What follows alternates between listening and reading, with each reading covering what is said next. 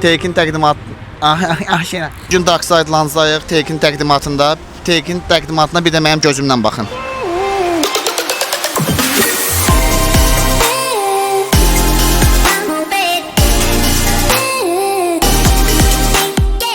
Rəvan qardaşımız Sumqayıtdan gəlib. Əşrəf Okaq qrupun təmsilçisidir. Yəni Sumqayıtda 3-4 dənə qəlyançı varsa biri də budur. Təqdimata ehtiyacın var sənin. Onda dinlə dağızımı niyə yorursan? Buyur qardaşım. Mangodur. Mango mənim xoşuma gəlmədi. Gəlmədi. Amma malina çox qəşəngdir. Malina, hansıdır malina?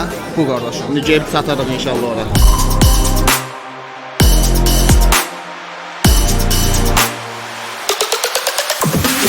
Təəssürat sözünü gördünüz deyirəm. Təəssüratlarınızı bölüşərdiniz də. Hava salam. Mən təəssüratda burada çaxır var, vino. Çox qəşəngdir. Mango. Mango dadını o qədər sevməsəm də şirin mangodur, əladır. Malina həmişə kimi. Sırası görsən kamera ilə çox işləyib yana. Səlis danışır. Öpürəm.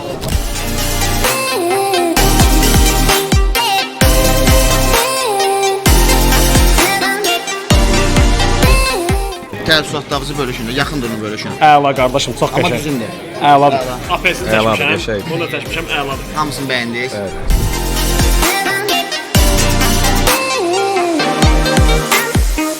Fərid. Hə. Necə durayım?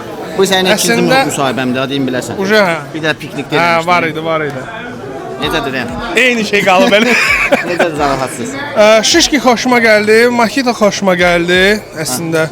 Bir də əvvəldə birinci yadımdan çıxdı adı nə idisə adı. Amma o da bomba idi. O da bombaydı. Qardaşım öz təəssüratlarını bölüş. Atmosfer necədir? Salam aleyküm. Atmosfer zor. Öpürəm ürəyim. Uğurlar.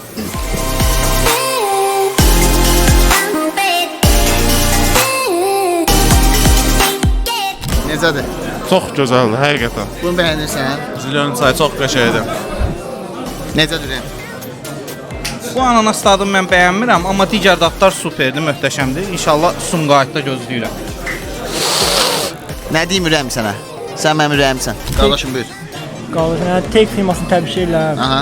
8-dən 8-dən bir ananas bəyəndik. Ha? Çox qəşəngdir ananas. Ananas bəyəndin? Bəli, bəli. Mıtı.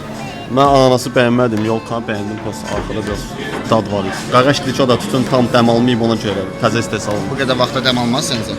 2 aydan öncə 2 ay dəm alır.